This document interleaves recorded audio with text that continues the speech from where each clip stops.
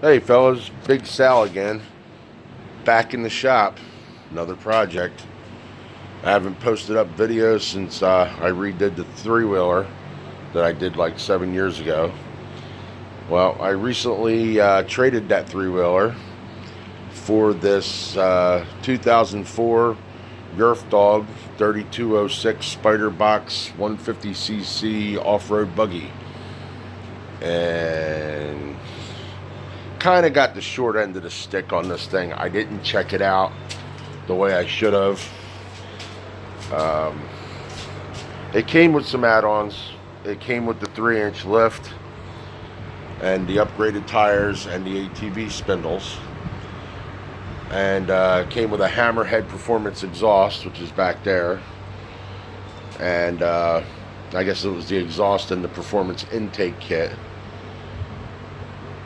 And so it had some upgrades with it, but they were installed poorly. Like I always say, just because you own a set of tools does not make you a mechanic. So consequently, with the front end being loose and driven that way, it wore the A-arms out at the top. So I have a friend of mine, my good friend Steve, who's been welding for 30 years, took the parts and he's going to strengthen the upper A-arms where they were loose, and I'm just going to tighten everything back up.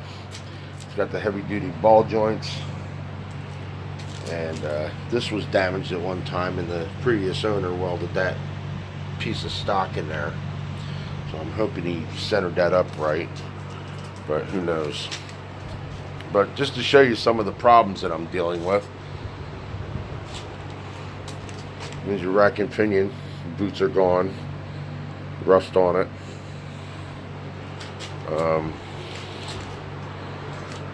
The mount for the fuel pedal is egged out. So I'm going to have to do something with that. And this is a good one.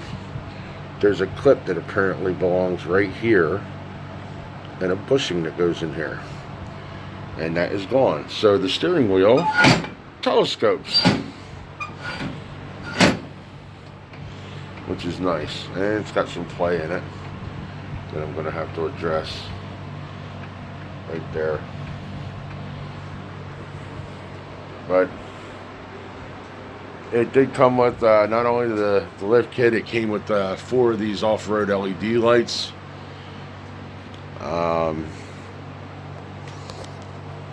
I had to pull the passenger seat to get to the exhaust. It's got this really crappy green paint job on it. It was blue at one time, as you can see down there. But it's got these hokey ammo boxes installed on both sides of the rack, which I do not like. So they'll be coming off. Take you around the other side. Yeah, this is the kind of wiring I'm dealing with. Look at this. It looks like lamp cord or something. Who the hell knows? But that's another issue. There's the Hammerhead Performance exhaust, which I got to get a gasket for because there was no gasket in it when he installed it. But here's my other issue. There's the Performance intake with the unit filter. Look at this wiring mess. No box cover. This is yeah.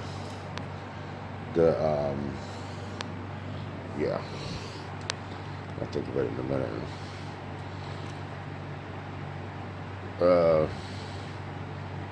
You know what I'm talking about. Anyway, there's the original one right there.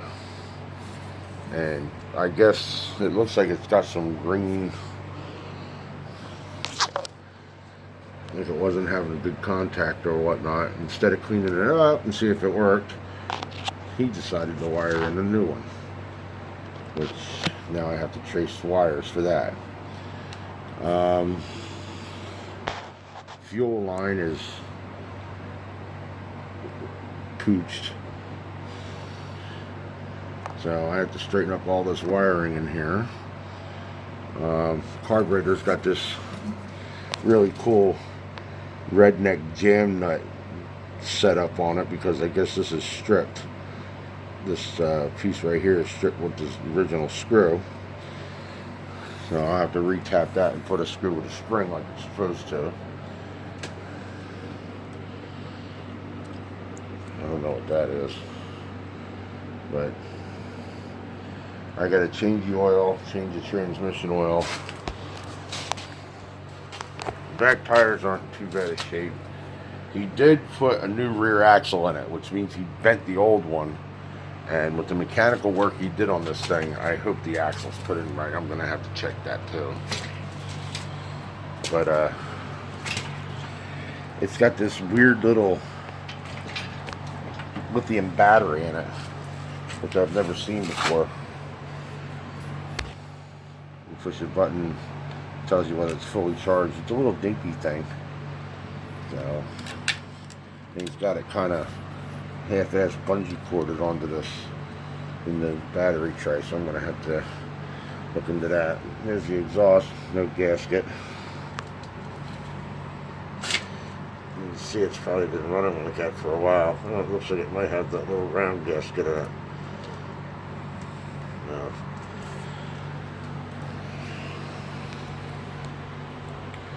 I'll probably just end up putting a gasket that covers the whole flange.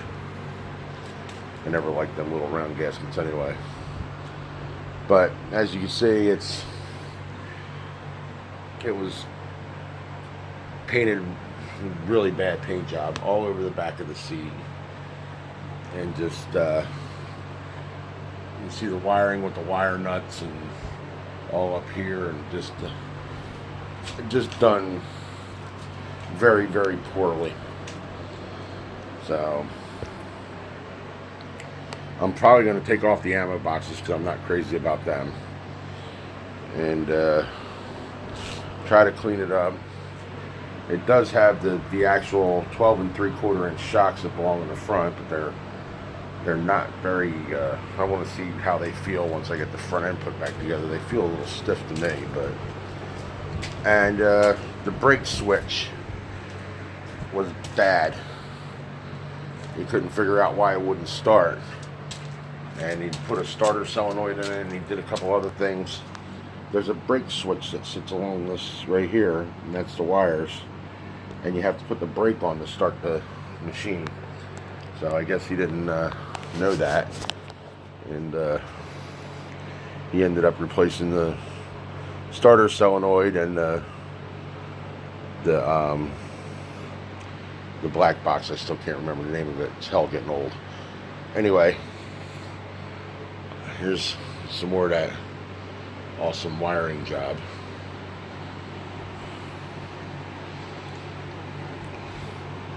So you need to address that. But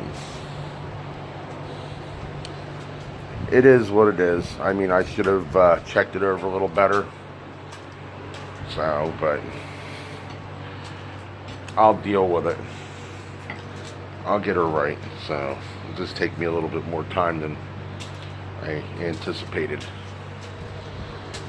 But the motor seems to run good. I can't tell if it's making any weird noises because it was loud. Because as you can see, it was she was not sealed good with that gasket. So anyway, he did some extra welding work to the front. He put the heavy, I guess the heavy duty to keep the A-arms together and that from all splitting. He did some extra welding in the front with some gussets on it, which I don't care for. So I'll probably be grinding them off and putting decent ones on there, or pieces of bar in between there or something. But as you can tell, there was awesome prep work done for the paint job. You can basically scrape the damn paint off. So, but like I said, between the exhaust and the intake, the 3-inch lift and the tire and wheel combination with the ATV hubs. I figured out by looking on some of the sites that he's got about $600 worth of add-ons on it. So, I mean, I guess it's not bad.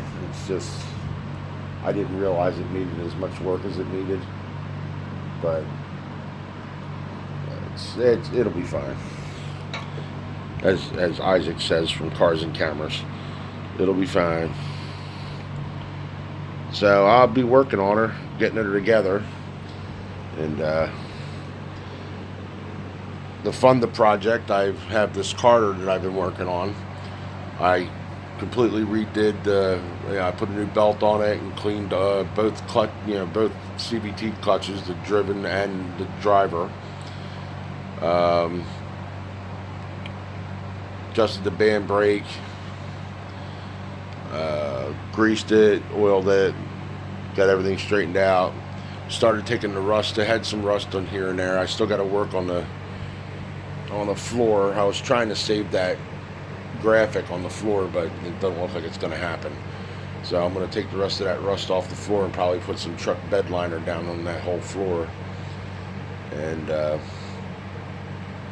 get it together. This thing's kind of fun to ride, but it's small and it beats the hell out of you. But it runs good, so I'll be putting this up for sale to, like I said, the funds to get the bigger cart done. So, well, that's about it for now, fellas. I know it's been a while since I posted anything up, but there she sits in pieces. It made it from the back of the trailer to into my shop.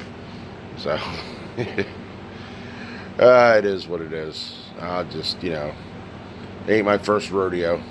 Probably won't be my last. Alright, guys, I'll keep you informed. Have a good one.